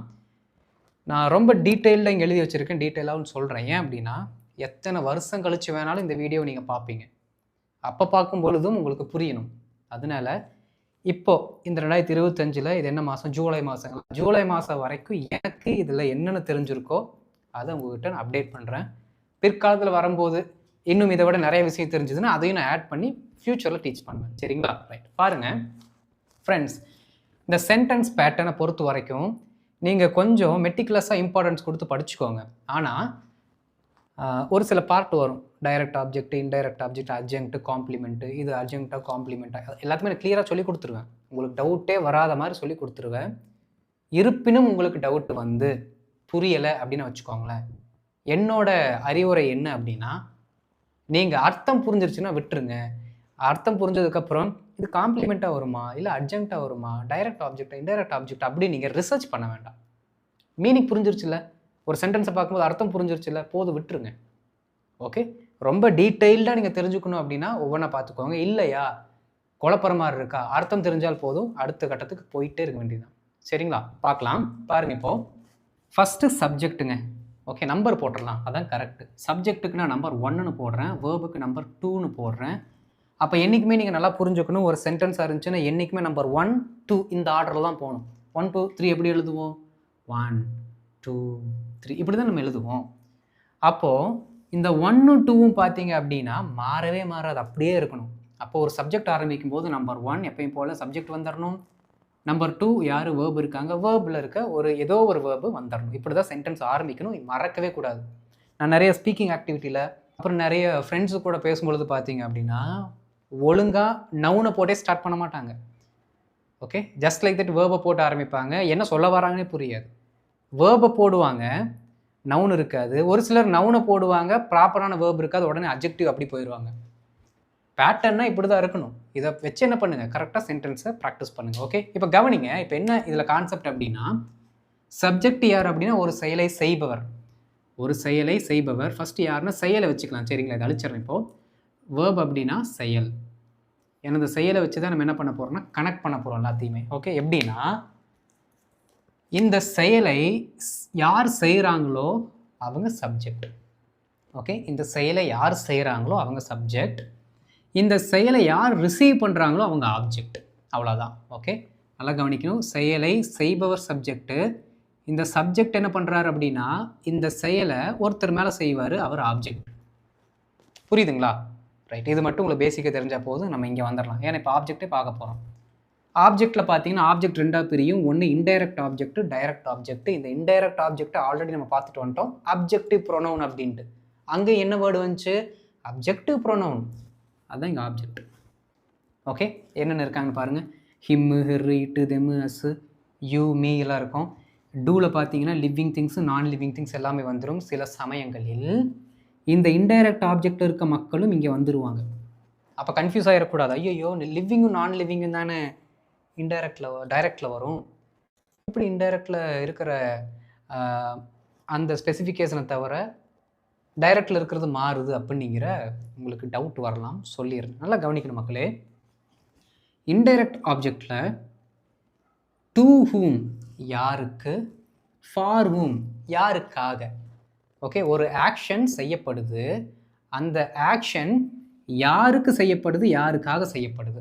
ஓகே, யாருக்குன்னா ஒருத்தருக்கு செய்யப்படும். அந்த ஒருத்தர் என்ன பண்ணுறாருன்னா ஆக்ஷனை ரிசீவ் பண்ணுறாரு. அப்போ அவர் யாராக இருப்பாருன்னா இன்டைரக்ட் ஆப்ஜெக்டாக இருப்பார். யாருக்காக நாம் ஒரு ஆக்ஷனை பண்ணுறோமோ அந்த பர்டிகுலர் பர்சன் தான் அந்த ஆக்ஷனை ரிசீவ் பண்ணுவார். அப்போ யாரோ ஒருத்தருக்காக நம்ம அந்த ஆக்ஷனை பண்ணுறோம், அவர் இன்டைரக்ட் ஆப்ஜெக்டாக இருப்பார். ஓகேங்களா? இங்கே பாருங்கள், டைரக்ட் ஆப்ஜெக்டில் வாட் அண்டு ஹூம். வாட் அப்படின்னா நாம் என்னத்தை செய்கிறோம், இல்லாட்டி என்ன பொருளை கொடுக்குறோம் அப்படிங்கிறத கூட எடுத்துக்கலாம். ஏன்னா டைரக்ட் ஆப்ஜெக்டை பொறுத்த வரைக்கும் இது என்ன பெரும்பான்மையான அர்த்தத்தை எடுத்துக்கும் அப்படின்னா கொடுக்கப்படும் பொருள் அப்படிங்கிற அர்த்தத்தை எடுத்துக்கும். ஓகே, இந்த இன்டைரக்ட் ஆப்ஜெக்ட்னா ரிசீவ் பண்ணுறவங்க, ஆக்ஷனை ரிசீவ் பண்ணுறவங்க. டைரக்ட் ஆப்ஜெக்ட்னா நாம் கொடுக்கும் ஒரு பொருள், ஒரு பொருளாக கொடுப்போம், ஒரு புத்தகமாக கொடுப்போம், ஒரு ஆட்டுக்குட்டியாக கூட கொடுப்போம், லிவிங் திங்ஸாக கொடுப்போம், இல்லாட்டி நான் லிவிங் திங்ஸாக கூட கொடுப்போம். ஓகே, அதனால கொடுக்கப்படும் பொருள். இன்னொன்று பாருங்கள், யாருக்கு கொடுக்குறோம் அவங்களும் இதில் வந்துடுவாங்க. புரியுதுங்களா? நல்லா கவனிக்கணும். இது யாருக்காக ஒரு செயலை செய்கிறோம். ஓகே, செயலை செய்தல், இது செயலை செய்தல், இது பொருளை கொடுத்தல், மறக்கக்கூடாது. செயலை செய்தல், பொருளை கொடுத்தல். இங்கே யாருக்காக ஒரு செயலை செய்கிறோம் அது வேற, இங்கே யாருக்கு ஒரு பொருளை கொடுக்குறோம். புரியுதுங்களா? பொருளாக கொடுத்தல், இது எல்லாமே டைரக்ட் ஆப்ஜெக்டில் வந்துடும். ஓகே, அடுத்து வாங்க, காம்ப்ளிமெண்ட். காம்ப்ளிமெண்ட்னா நீங்கள் ரொம்ப மெனக்கெட்லாம் வந்து ஞாபகம் வச்சுக்க வேண்டாம். ரொம்ப சிம்பிள். ஒரு சென்டென்ஸ் இருக்குன்னு வச்சுக்கோங்களேன், அந்த சென்டென்ஸோட அர்த்தத்தை கம்ப்ளீட் பண்ணி கொடுக்கணும். கம்ப்ளீட் பண்ணி கொடுக்கறதுக்கு எந்தெந்த வார்த்தைகள் தேவைப்படுதோ அந்தந்த வார்த்தைகள் காம்ப்ளிமெண்ட்டுக்குள்ளே வந்துடும். இது சில சமயங்களில் நம்ம என்னென்னு சொல்கிறோம் அப்படின்னா ரீநேமிங் த சப்ஜெக்ட். அதாவது பெயர் சொல்லினுடைய அந்த வார்த்தையை, பெயர் சொல்லினுடைய பெயரை இன்னொரு பெயராக அது என்ன பண்ணும் அப்படின்னா சொல்லி காட்டும். ஃபார் எக்ஸாம்பிள், நான் தான் உங்கள் டீச்சர், நான் தான் உங்கள் teacher. David is a teacher, இது காம்ப்ளிமெண்ட். டீச்சருங்கிறது compliment. Okay, David is a teacher அப்படின்னா டேவிட் ஒரு ஆசிரியர். இங்கே என்ன ஆகுது அப்படின்னா டீச்சர் அப்படிங்கிறது காம்ப்ளிமெண்ட்டு. ஏன்னா ப்ரொஃபஷனை சொல்லியாச்சு. நம்பர் 1 ப்ரொஃபஷனை சொல்லியாச்சு, அதனால காம்ப்ளிமெண்ட். இன்னொன்று என்ன அப்படின்னா டேவிட் ஒரு டீச்சர். அப்போ டேவிட் அப்படிங்கிற என்ன இன்னொரு வார்த்தையால் என்ன பண்ணுறீங்கன்னா அட்ரஸ் பண்ணுறீங்க. என்ன இன்னொரு வார்த்தை? Teacher. David is a teacher. அப்போ டேவிட் இன்னொரு வார்த்தையில் என்ன சொல்கிறீங்க? ஏன்னா டீச்சர்னு சொல்கிறீங்க. அப்போ டீச்சர் அப்படிங்கிறதும் டேவிட் அப்படிங்கிறது ஈக்குவல் தானே. இன்னொரு வார்த்தையில் என்ன சொல்கிறீங்களா? அப்படி நீங்கள் ரீநேம் என்ன பண்ணாலும் அது காம்ப்ளிமெண்ட் தான். புரியுதுங்களா? இப்போ நான் டேவிட் என்ன பண்ணுறேன் அப்படின்னா ஹாப்பியாக இருக்கேன். Okay, David feels happy, David is happy, David is angry. Okay, இப்போலாம் சொல்கிறீங்க. டேவிட்டினுடைய நிலைமையை, அதாவது மனநிலைமை, அவர் எப்படி இருக்கிறார், அந்த மனநிலைமை நீங்கள் சொல்கிறீங்க அப்படின்னாலும் அது காம்ப்ளிமெண்ட். அதை மறக்கக்கூடாது. சரிங்களா? அட்ஜங்க்ட். அட்ஜங்க்ட் நிறைய பேருக்கு கன்ஃபியூஷன்ஸ் வரும். ஏன் அப்படின்னா I gave it to him அப்படின்னு சொல்லும் பொழுது டு ஹிம்ங்கிறது என்னவா இருக்கும் அப்படின்னா வெறும் ஆப்ஜெக்டாக இருக்கும். ஓகே, அது இன்டைரக்டாக டைரக்டாக பாரு நான் சொல்கிறேன். சரிங்களா? அடுத்து பாருங்கள், ஐ went to him, I went for him, இந்த மாதிரி நம்ம சொன்னோம்னு வச்சுக்கோங்களேன். இந்த இடத்துல அது அட்ஜங்க்டாக மாறிடும். என்னடா இது எனக்கு வந்து சோதனை. அங்கேயும் ஐ கேவ் இட் டு ஹிம்மு, அங்கேயும் டு ஹிம்மு, அங்கே அது ஆப்ஜெக்ட்டு. இங்கே பார்த்தா I went for him, I went to him. இங்கே வந்து அட்ஜங்க்ட்டு ஏன் அப்படின்னுங்கிற மாதிரி நமக்கு தோணும். சரிங்களா? ரொம்ப சிம்பிள். நல்லா கவனிங்க. இந்த அட்ஜங்க்டை பொறுத்த வரைக்கும் எந்த டைமில் ஒரு ஆக்ஷன் செய்யப்படுது நல்லா பார்க்கணும். இந்த அட்ஜங்க்ட் மேக்ஸிமம் அட்வர்பாக தான் வேலை செய்யும். அட்வர்ப் எப்படி இருக்குது, ஒரு வேர்ப் எப்படி நடக்குது அப்படிங்கிறத பற்றி சொல்கிறது அட்வர்பு. இப்போ இந்த அட்ஜங்க்ட்டு அந்த வேர்ப் எப்படி வேலை செய்யுது அப்படிங்கிறத பேஸ் பண்ணி தான் வரும். டைமு, ஒரு பர்டிகுலர் ஆக்ஷன் எப்போ நடக்குது, பிளேஸு எங்கே நடக்குது, நல்லா கவனிக்கணும். அப்போ ஒரு சென்டென்ஸில் ஒரு டைம் ரிலேட்டடாக இருக்கக்கூடிய வார்த்தை வந்தால் அது அட்ஜங்க்ட்டு, இடத்தை சொல்லக்கூடிய வார்த்தைகள் வந்தால் அட்ஜங்க்ட்டு. அடுத்து பாருங்கள், எது ஆக்ஷனை பற்றி, ஆக்ஷன் வந்து ரிலேட்டடாக இருக்கணும் அந்த பர்டிகுலர் இடத்துக்கிட்ட. சரிங்களா? ஐ வென்ட் டு த பார்க். இங்கே பாருங்கள், டு த பார்க் வந்துருச்சா? அப்போ ஒரு இடத்துக்கு நம்ம போகிறோம், அந்த ஆக்ஷனு இடத்தை நோக்கி செய்யப்படுகிறது, அதனால to the park adjunct. Okay, right. Manner எவ்வாறு செய்யப்படுகிறது. Okay, how. ரீசன் அப்படின்னா எதனால் செய்யப்படுகிறது. பாருங்கள், பை ஹூம் யாரால் அந்த ஆக்ஷன் செய்யப்படுகிறது. ஓகே, அடுத்து ஏன் அந்த ஆக்ஷன் செய்யப்படுகிறது. இந்த மாதிரியான கேள்விகளுக்கு இந்த ஒரு சென்டென்ஸில் நீங்கள் பதிலை தேடினீங்கன்னு வச்சுக்கோங்களேன். இன்கேஸ் அந்த பதில் வென்னு, வேறு, ஹவ் இந்த மாதிரி வார்த்தைகளுக்காக பதில் வந்துச்சு அப்படின்னா அது அட்ஜங்க்ட்னு அர்த்தம். இவ்வளோதான். ரொம்பலாம் போட்டு நம்ம என்ன பண்ணிக்க வேணாம்னா இதை டீட்டெயில்டாக படிக்க வேண்டாம். அங்கே வரேன், அதுதான் முக்கியம். அங்கே நான் இப்போ எக்ஸ்பிளைன் பண்ணும்போது இது எல்லாமே உங்களுக்கு புரிஞ்சிடும். போயிடலாமா? வாங்க. ஃபஸ்ட்டு, அதாவதுங்க இங்கிலீஷ் லாங்குவேஜை இங்கிலீஷ்காரன் என்ன சொல்கிறேன் அப்படின்னா, எங்கள் language or language is SVO language. If you are a beginner of the language please give importance to SVO subject verb object. என்னன்னு சொல்கிறான், நீங்கள் ஒரு பிகினராக ஒரு லாங்குவேஜுக்கு இருக்கீங்க அப்படின்னா please give importance to the subject verb object. சப்ஜெக்ட்டுக்கு வெப்புக்கு ஆப்ஜெக்ட் கொடுத்து என்ன பண்ணுங்கள், லேர்ன் பண்ணுங்கள் அப்படின்னு இங்கிலீஷ்காரனே சொல்கிறான். ஏன் அப்படின்னா மேக்ஸிமம் ஆஃப் சென்டென்சஸ் பார்த்தீங்கன்னா SVOவில் தான் வரும். புரியுதுங்களா? அதை கொஞ்சம் கொஞ்சமாக நம்ம ஆல்டர் பண்ணிகிட்டே வந்தோம் அப்படின்னா மற்ற எல்லா சென்டென்ஸுமே நம்மளால் ஈஸியாக மேக் பண்ண முடியும். Okay, right. பாருங்கள், சப்ஜெக்ட் வேர்பு இதுதான் இருக்கிறதுலே ஒரு சின்ன ஃபார்ம் ஆஃப் சென்டென்ஸ். நான் எழுதியிருக்கேன் பாருங்கள். ஐ கேவ்னிங்கிறது சிம்பிள் பாஸ்ட் டென்ஸு. என்ன டென்ஸு எல்லாம் எதுவும் இங்கே நம்ம பார்க்க வேண்டாம். சென்டென்ஸ் ஸ்ட்ரக்சர் மட்டும்தான் பார்க்க போகிறோம். வேர்பை பற்றி நான் அடுத்த கிளாஸில் தான் சொல்லுவேன். சரிங்களா? Right. Subject verb I gave, நான் கொடுத்தேன். சப்ஜெக்ட்டு ஒரு ஆக்ஷனை செய்கிறாரு. Number 1, number 2. ஐ கேவ், நான் கொடுத்தேன். இந்த கொடுத்தல் ஆக்ஷனை செய்கிறது யார் அப்படின்னா நான். அப்போ சப்ஜெக்ட்டுக்கிட்ட இருந்து ஒரு ஆக்ஷன் போகுது, இந்த ஆக்ஷனை பண்ணுறாரு. சரிங்களா? அடுத்து பாருங்கள், சப்ஜெக்ட்டு வேர்பு ஆப்ஜெக்ட்டு. ஐ கேவ் ஹிம். இப்போ நம்ம ஹிம் அப்படிங்கிற வார்த்தைக்கு ஒரு 2 ஸ்லைடுக்கு முன்னாடி, 2 ஸ்லைடா? எஸ், போன ஸ்லைடில் ஹிம் அப்படிங்கிற வார்த்தைக்கு என்ன மீனிங் படித்தோம்? பின்னாடி ஓட்டக்கூடாது, அப்படியே சொல்லணும். எழுதி வச்சிருந்தா பார்த்து சொல்லுங்கள். ஹிம்னுங்கிற வார்த்தைக்கு நான் என்ன மீனிங் சொன்னேன்? அவனை. இங்கே என்ன எழுதியிருக்கோம்? அவனுக்கு. இதுதான் நம்மளை கன்ஃபியூஸ் பண்ணக்கூடிய ஒரு சில டேர்ம்ஸ். அவனேன்னு இருந்துச்சு, அப்புறம் எப்பட்றீங்க அவனுக்கு? போங்கடா நீங்களும் அப்படின்னு சொல்லி புக்கு மூடி வச்சுட்டு என்ன பண்ணிடுவோம், நீங்கள் பாட்டுக்கு விளையாட போயிடுவீங்க. நல்லா கவனிக்கணும் ஃப்ரெண்ட்ஸ். எப்படின்னா என்ன வேர்ப் இருக்குது? கேவ்னு இருக்குது. சரிங்களா? கேவ்னா என்ன மாதிரியான ஆக்ஷன்? கேவ்னா கொடுக்கிறதா இல்லை ஏதோ ஒரு ஆக்ஷனை அவர் மேலே பண்ணுறதா? அதை தான் நீங்கள் ஃபஸ்ட்டு புரிஞ்சுக்கணும். கொடுக்கிறதா, ஒரு ஆக்ஷன் அவர் மேலே பண்ணுறதா? கேவ் அப்படிங்கிறது ஒரு பொருளையோ ஏதோ ஒன்று நம்ம கொடுக்குறோம். சரிங்களா? ஐ கால்டு ஹிம். இது ஐ கால்டு ஹிம்னா நீங்கள் ஏதோ பொருளை கொடுக்குறீங்களா, இல்லை அவர் மேலே ஒரு ஆக்ஷனை செய்கிறீங்களா? கால்டு ஹிம் அப்படின்னா நம்ம அவர் மேலே ஆக்ஷன் செய்கிறோம். ஓகே, அவரை கூப்பிட்றோம். கேவ்னு சொல்லும்போது அவர் மேலே ஆக்ஷன் செய்யலாம், அவர்கிட்ட ஒன்று கொடுக்குறோம். நல்லா கவனிக்கணும். அப்போது நாம் ஏதாவது பொருளையோ யாருக்கிட்டையாவது ஒரு பொருளை கொடுத்தோம் அப்படின்னா, இங்கே பாருங்கள், டைரக்ட் ஆப்ஜெக்டில் படித்தோம்ல, பொருளையோ ஏதாவது ஒன்று நம்ம கொடுத்தோம் அப்படின்னா இவர் என்னவா இருப்பார்னா டைரக்ட் ஆப்ஜெக்டாக தான் இருப்பார். அப்போ டைரக்ட் ஆப்ஜெக்டாக இருந்தால் அவனுக்கு அப்படிங்கிற அர்த்தத்தில் வந்துடும். அவ்வளோதான், அவனுக்கு அப்படிங்கிற அர்த்தத்தில் வந்துடும். அதே பாருங்களேன், ஐ கால்டு ஹிம் அப்படின்னு நீங்கள் சொன்னீங்கன்னா நான் அவனை அழைத்தேன் அப்படின்னு வரும். நான் அவனை அழைத்தேன், ஏன்னா அவரை ரிசீவ் பண்ணுறாரு, இது ஆக்ஷனை ரிசீவ் பண்ணுறாரு, அந்த அழைத்தல் அப்படிங்கிற ஆக்ஷன் ரிசீவ் பண்ணுறாரு. இங்கே பார்த்தீங்க அப்படின்னா கேவ் ஹிம்னா ஒரு பொருளை தான் நம்ம கொடுக்குறோம். அது அர்த்தமே வருது. ஐ கேவ் ஹிம் எ புக்கு. ஏன்னா கேவ்னாலே ஏதோ ஒன்று கொடுக்குறோன்னு அர்த்தம். இதுதான் அதற்கும் இதற்கும் இருக்க வித்தியாசம். அப்போ ஏதாவது ஒன்று நம்ம கொடுக்குறோம் அப்படின்னு வச்சுக்கோங்களேன், அதற்கடுத்து ஒரு ப்ரொனவுன் வந்துச்சுன்னா அந்த ப்ரொனவுன் டைரக்ட் ஆப்ஜெக்டாகவும், நாம் ஒரு ஆக்ஷனை மட்டும் சிம்பிளாக செய்கிறோம் அப்படின்னா அது இன்டைரக்ட் ஆப்ஜெக்டாகவும் இருக்கும். ஓகே, பெஸ்ட் எக்ஸாம்பிள் சொன்னால் I gave him, I called him. Okay, ரெண்டுத்துலேயுமே ஹிம்மு தான். ஆனால் ஒரு இடத்துல அவனை, இன்னொரு இடத்துல அவனுக்கு. புரியுதுங்களா நண்பர்களே? ரொம்ப சிம்பிள். அடுத்து பாருங்கள், subject verb object. I gave a book, அவ்வளோதான், கொடுக்கப்படும் பொருள்.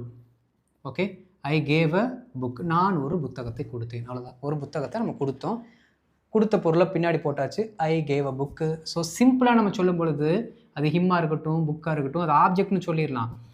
எப்போ இவங்க ரெண்டு பேரும் ஒரே சென்டென்ஸில் வராங்களோ அப்போ தான் நாம் அவங்கள பிரித்து சொல்லணும், டைரக்ட் யார் இன்டைரக்ட் யார் அப்படின்ட்டு. அடுத்து பாருங்கள், இந்த பர்டிகுலர் சென்டென்ஸில் ஹிம் வந்துருச்சு, புக்கும் வந்துருச்சு. Okay, first எஸ்விஐஓ எஸ்விடிஓ. இங்கிலீஷ்கார் அதிகமாக சொல்கிறது என்ன அப்படின்னா, எங்களோட பேட்டர்ன் நாங்கள் மேக்ஸிமம் யூஸ் பண்ணுறது எஸ்விஐஓ டிஓ தான் யூஸ் பண்ணுறோம், நீங்கள் அதையே யூஸ் பண்ணுங்கள். ஆனால் ஒரு சில இடங்களில் நீங்கள் எஸ்விடிஓ ஐஓ யூஸ் பண்ணுறீங்க.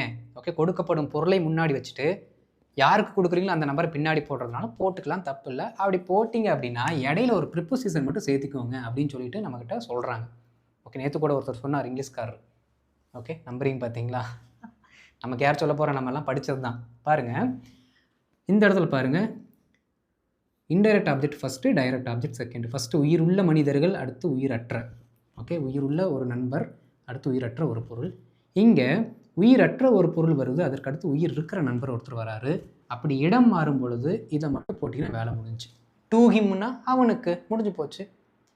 ஓகே, அதாவது பொருளுக்கு பின்னாடி போட்டால் டு ஹிம்மு, பொருளுக்கு முன்னாடி போட்டால் வெறு ஹிம்மு, அவ்வளோதான், கான்செப்ட் ஓவர். புரியுதுங்களா? பாருங்கள், S V I O D O, I gave him a book, நான் அவனுக்கு ஒரு புத்தகத்தை கொடுத்தேன். அதே அர்த்தம் தான் கீழேயும் வருது, I gave a book to him, நான் அவனுக்கு ஒரு புத்தகத்தை கொடுத்தேன். ஏன் அப்படின்னா இதை நம்ம மாற்றிட்டோம். சிம்பிள். Okay, right. அடுத்து பாருங்கள், subject verb complement. She is a doctor. நான் முன்னாடியே சொன்னல, இந்த அம்மா யார் அப்படின்னு நம்ம சொல்கிறோம், அவங்க ஒரு டாக்டரு. அடுத்து பாருங்கள், அவங்களுக்கு நம்ம ஒரு பேர் வச்சுருக்கோம், அவங்க தான் டாக்டர். அப்போது அவங்கள நம்ம சில சமயங்களில் அவங்கள எனக்கு தெரியும்னு சொல்லுவோம், டாக்டர் எனக்கு தெரியும் அப்படின்னு நம்ம சொல்லுவோம். அப்போது இவங்களை நம்ம இப்படியும் சொல்லலாம், இந்த பேரை வச்சு இப்படியும் சொல்லலாம் அவங்கள. அதுதான் காம்ப்ளிமெண்ட். சென்டென்ஸோட அர்த்தத்தை கம்ப்ளீட் பண்ணி கொடுத்துருச்சு. ஓகே, பாருங்கள், ஷீ இஸ் அ டாக்டர், அவர் ஒரு மருத்துவர், அவர் ஒரு மருத்துவராக இருக்கிறாருன்னு சொல்கிறோம். இதுக்கு மேலே எந்த வார்த்தையும் தேவையில்லை. ஐ ஆம் அப்படின்னா நான் இருக்கிறேன். ஓகே, நான் இருக்கிறேன் அப்படின்னா இதை வந்து சிம்பிளாக நீங்கள் வந்து ஒரு ஸ்டேஜில் போயிட்டு நின்றுட்டு ஐ ஆம் அப்படின்னு சொன்னீங்க அப்படின்னா, நான் இருக்கிறேன் அப்படின்னா மீனிங் வராது. நீங்கள் இருக்கிறீங்க, என்னவா இருக்கிறீங்க, எங்கே இருக்கிறீங்க, எப்படி இருக்கிறீங்க, முன்னாடி இருக்கிறீங்களா, பின்னாடி இருக்கலாம், பல கேள்வி எழும்பும். அப்போ அது பார்த்தீங்கன்னா மீனிங் கம்ப்ளீட் ஆகலை.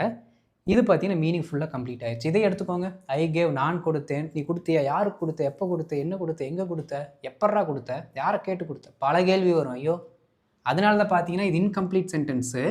அப்போ ஒரு ஆப்ஜெக்ட் போட்டால் கம்ப்ளீட் ஆயிரும், இல்லையா ஒரு காம்ப்ளிமெண்ட்டை போட்டோம்னா கம்ப்ளீட் ஆயிரும். இதுதான் அதற்கும் இதற்கும் இருக்க வித்தியாசம். அடுத்து பாருங்கள், எஸ்விஏ, சப்ஜெக்ட் வேர்பு அட்ஜங்க்ட். அட்ஜங்க்ட்னாலே அட்வர்பு கூட வரக்கூடிய ஒரு முக்கியமான பேட்டர்ன் நான் சொல்லிட்டேன். I gave happily, I gave happily. இதை பாருங்கள், கிளியராக நான் இப்போ புரிகிற மாதிரி சொல்கிறேன். நான் ஒரு ஆக்ஷனை செஞ்சேன், இந்த மெத்தடில் செஞ்சேன், பாருங்கள், மேனர். ஓகே, இந்த மெத்தடில், இந்த முறையில் செய்தேன். ஐ கேவ் ஹாப்பிலி, நான் மகிழ்ச்சியாக கொடுத்தேன். இங்கே பாருங்கள், ஐ கேவ் எஸ்டர்டே, எஸ்டர்டேங்கிறது adjunct. Okay, I gave yesterday, எப்போ அந்த வேலையை செஞ்சேன்னு சொல்லிட்டேன். புரியுதுங்களா? அடுத்து பாருங்கள், ஐ வென்ட் டு த பார்க்குன்னு நான் சொல்கிறேன். I went to the park, இந்த இடத்துல எங்கே போகிறேன் அப்படின்னு நான் சொல்லிட்டேன்.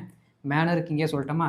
Reason, I went for him, for him, I went for him. இதில் ஃபார் ஹிம்ங்கிறது பார்த்தீங்கன்னா அட்ஜங்க்ட். டு ஹிமும் adjunct, for him adjunct.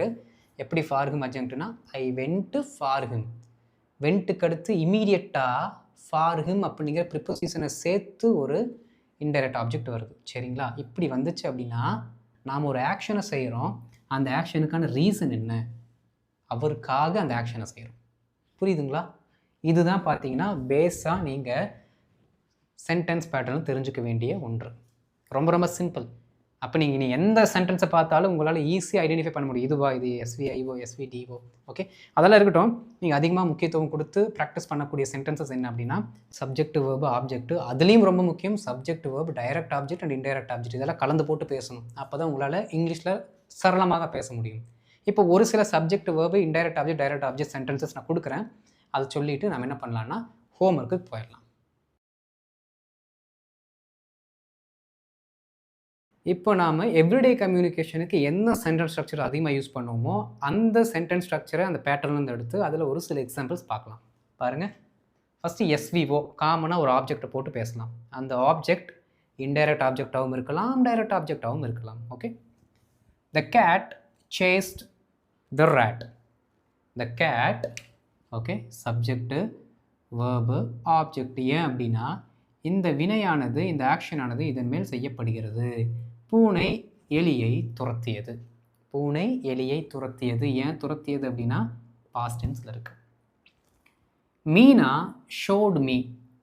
Meena ஷோட் me. பாருங்க, மீனா எனக்கு காட்டினாள். மீனா எனக்கு காட்டினாள். ஓகே, இவங்க என்ன பண்ணுறாங்க அப்படின்னா இவங்க ஆப்ஜெக்ட்டு. ஏன் அப்படின்னா இந்த பர்டிகுலர் திங்ஸை இவங்க ரிசீவ் பண்ணுறாங்க. ஓகே, மீனா ஷோட் மீ, ஏதோ ஒன்று வந்து மீனாட்ட காட்டுறாங்க. சரிங்களா, அடுத்து பாருங்கள், குரு சென்ட் ஹர். குரு சென்ட் ஹர். இது பார்த்தீங்கன்னா நம்ம நார்மலாக வரக்கூடிய நான் லிவிங்ஸு. இது நான் லிவிங் இல்லை, நான் லிவிங்லே பார்த்தீங்க அப்படின்னா அது அட்ரினையில் வரக்கூடியது. ஓகே, ஹியூமன் பீயிங்ஸ் கூட வராதது. இது ரெண்டும் பார்த்தீங்கன்னா ஹியூமன் பீயிங்ஸ். ஓகே, பாருங்கள், குரு சென்ட் ஹர். குரு அவளை அனுப்பினார். Subject verb object, subject verb object. இந்த மாதிரிலாம் வந்துச்சுன்னா சிம்பிளாக விட்டுருங்க. அது டைரக்ட் ஆப்ஜெக்ட் இன்டைரக்ட் ஆப்ஜெக்டெல்லாம் நீங்கள் வந்து ரிசர்ச் பண்ண தேவையில்லை. சிம்பிளாக வருதா, ஏதோ ஒன்று இருக்குது, அப்போ ஆப்ஜெக்ட். எப்போ இது ரெண்டுமே ஒரே சென்டென்ஸில் வருதோ அப்போ தான் நாம் டைரெக்டாக இன்டைரக்டாக அப்படிங்கிறத ஐடென்டிஃபை பண்ணணும். அடுத்து பாருங்கள், சப்ஜெக்ட் வேர்பு அட்ஜெக்ட். இதை நம்ம இப்போயே பார்த்துடணும், அப்போ தான் குழப்பாது. குரு சென்ட் ஹர். குரு அவளை அனுப்பினார். இங்கே பாருங்கள், குரு சென்ட் டு ஹர். இந்த இடத்துல என்ன ஆகுதுன்னா இந்த ஹெருக்கு முன்னாடி நீங்கள் டூங்கிற வார்த்தை போடுறீங்க. போடும்பொழுது குரு அவளுக்கு அனுப்பினாருங்கிற மாதிரி வருது. இந்த அவளுக்குன்னு இருக்கு பார்த்தீங்களா, இது பார்த்தீங்க அப்படின்னா அட்ஜெக்ட்.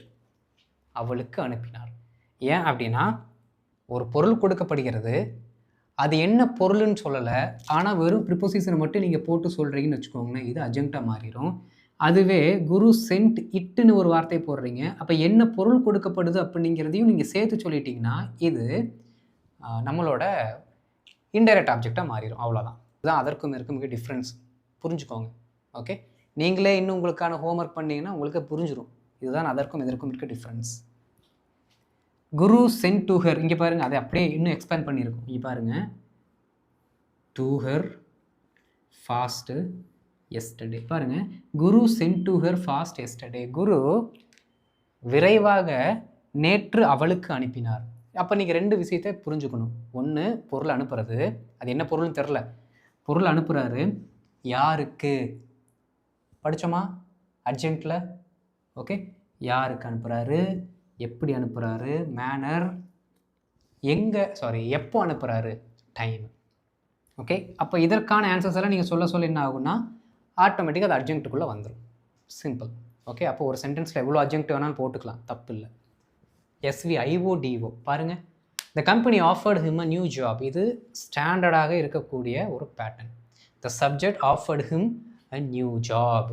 ஓகே, பாருங்களேன், நிறுவனம் அவனுக்கு ஒரு புதிய வேலையை வழங்கியது. த கம்பெனி இப்படி வருது பாருங்கள், சப்ஜெக்ட் வேர்பு. இந்த பர்டிகுலர் ஆக்ஷனை யாருக்கு கொடுக்குறாங்க, இவருக்கு கொடுக்குறாங்க. ஓகே, அவருக்கு கொடுக்கப்படுகிறது.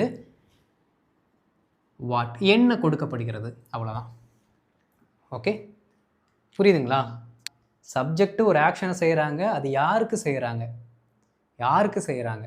யார் மேலே அதை செய்கிறாங்க அப்படிங்கிறத வச்சு பார்த்தீங்கன்னா இது இன்டைரக்ட் ஆப்ஜெக்ட். என்னத்தை கொடுக்குறாங்க, என்ன பொருளாக கொடுக்கப்படுகிறது, டைரக்ட் ஆப்ஜெக்ட். அடுத்து பாருங்கள், my mother told me a story. எனது அம்மா எனக்கு ஒரு கதை சொன்னார். அம்மா ஒரு ஆக்ஷனை செய்கிறாங்க, எனது மீது செய்கிறாங்க, என்ன செஞ்சாங்க, என்ன பொருளாக கொடுத்தாங்க, அது வாட்.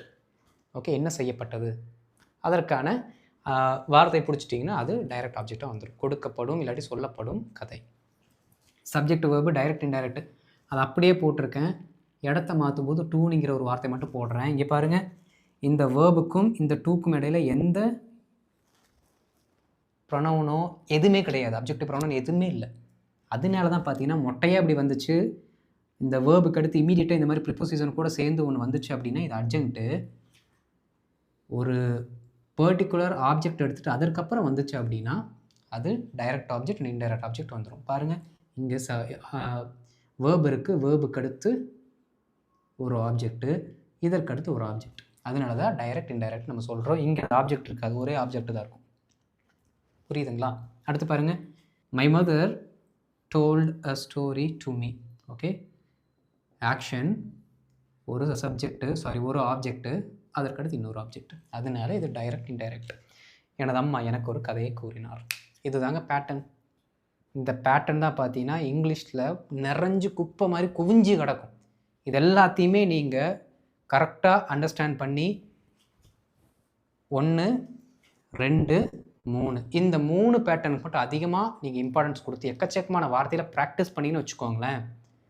உங்களோட அந்த சென்டென்ஸ் ஸ்ட்ரக்சர் இருக்குது பார்த்தீங்களா, வேறு யாருமே உங்களுக்கு புதுசாக சென்டென்ஸாக சொல்லி கொடுக்கணும்னு அவசியமே கிடையாது. ஒரே நாளில் 100 சென்டென்ஸ் நான் படிக்க போகிறேன், அதெல்லாம் தேவையே இல்லை. இந்த சென்டென்ஸ் ஸ்ட்ரக்சர்ஸை கரெக்டாக நீங்கள் படித்து பழகிட்டீங்க, அண்டர்ஸ்டாண்ட் பண்ணிக்கிட்டிங்கன்னா உங்களுக்கு ஏற்ற மாதிரி நீங்கள் எந்த சென்டென்ஸ் வேணாலும் மேக் பண்ணலாம். இவ்வளோ தான் சென்டென்ஸ் ஸ்ட்ரக்சரே. Okay, right. இப்போ என்ன பண்ண போகிறோம் அப்படின்னா, இதை வச்சு ஒரு சில ஹோம்ஒர்க் கொடுக்குறேன், ட்ரை பண்ணுங்கள். இப்போ ஹோம்ஒர்க் பாருங்கள் ஃப்ரெண்ட்ஸ். நான் பேக்கரிக்கு சென்றேன், ஒரு வடையை வாங்கினேன். ரொம்ப சிம்பிள் தான். சென்டென்ஸை என்னென்னு புரிஞ்சுக்கிட்டு ஈஸி எழுதுங்க. நான் ஒரு இடத்துக்கு போனேன், அங்கே ஒன்று வாங்கினேன். சரிங்களா? அருணாச்சலம் தனது மகனுக்காக ஒரு வீட்டை கட்டினார். அவள் 1 லிட்டர் பால் வாங்கினாள். எனக்கு என் முதலாளி ஊதிய உயர்வு வழங்கினார். குழந்தைகள் நேற்று மைதானத்தில் விளையாடினார்கள். எனது ஆசிரியர் இதை எனக்கு கற்பித்தார். ஓகே, நல்லா கவனிக்கணும் ஃப்ரெண்ட்ஸ். இது என்னென்ன பேட்டர்னில் இருக்குங்கிறது நீங்கள் வீட்டில் உட்காந்து ஒர்க் அவுட் பண்ணுங்கள். இது வந்து அட்ஜங்க்ட்டு, இது வந்து காம்ப்ளிமெண்ட்டு, இது வந்து இன்டைரக்ட், டைரக்ட்டு, எல்லாத்தையுமே நீங்கள் வந்து என்ன பண்ணுங்கள் அப்படின்னா ஒர்க் அவுட் பண்ணுங்கள். எனக்கு இதோட சென்டென்ஸை இங்கிலீஷில் மட்டும் எழுதி காமெண்ட் பாக்ஸில் போட்டுருங்க. Okay, and at the same time நம்மளோட வாட்ஸ்அப் குரூப்பில் வாட்ஸ்அப் சேனல் இருக்குங்க, அதில் வந்து பார்த்திங்கன்னா இதோட ஆன்சர்ஸை நான் வந்து போட்டுருவேன். அதில் வந்து நீங்கள் செக் பண்ணிக்கோங்க. வாட்ஸ்அப் குரூப்பில் ஜாயின் பண்ணுறதுக்கு நம்ம டிஸ்கிரிப்ஷனில் இருக்கும், ஃபஸ்ட் கமெண்ட்டில் இருக்காது, டிஸ்கிரிப்ஷனில் லிங்க் இருக்கும். அந்த லிங்க்கை யூஸ் பண்ணி நீங்கள் ஜாயின் பண்ணிக்கோங்க. ஓகே, ஸோ இதோட ஆன்சர்ஸ் எழுதி போடுங்க, நான் பார்த்துட்டு உங்களுக்கு ரிப்ளை பண்ணுறேன். அண்ட் இந்த வீடியோவில் பிடிச்சிருந்துச்சுன்னா மறக்காமல் லைக் பண்ணிட்டு நீங்கள் மற்றவங்களுக்கு ஷேர் பண்ணுங்கள், அவங்களும் தெரிஞ்சு கொள்ளட்டும். இந்த 31 நாட்களையும் நீங்கள் கண்ணும் கருத்துமாக கொஞ்சம் சீரியஸ் எடுத்து ப்ராக்டிஸ் பண்ணிங்கன்னா டெஃபினட்டாக உங்களால் இங்கிலீஷில் பேச முடியும். ஓகே, அண்ட் இதான் நம்ம சேனல் நீங்கள் ஃபஸ்ட் டைம் வந்திருக்கீங்கன்னா மறக்காமல் சப்ஸ்கிரைப் பண்ணிட்டு பெல் பட்டனை கிளிக் பண்ணிக்கோங்க. அப்போ தான் நான் போடுற வீடியோஸ் உங்களுக்கு தொடர்ந்து வந்து சேரும். சரிங்களா? அடுத்த வீடியோவில் பார்க்கலாம். அது வரைக்கும் இந்த வீடியோ நல்லா ப்ராக்டிஸ் பண்ணுங்கள். ஸ்கிப் பண்ணாமல் எல்லா பாயிண்ட்டும் தெளிவாக கவனிங்க. ஓகே, அடுத்த வீடியோவில் பார்க்கலாம். தேங்க்யூ.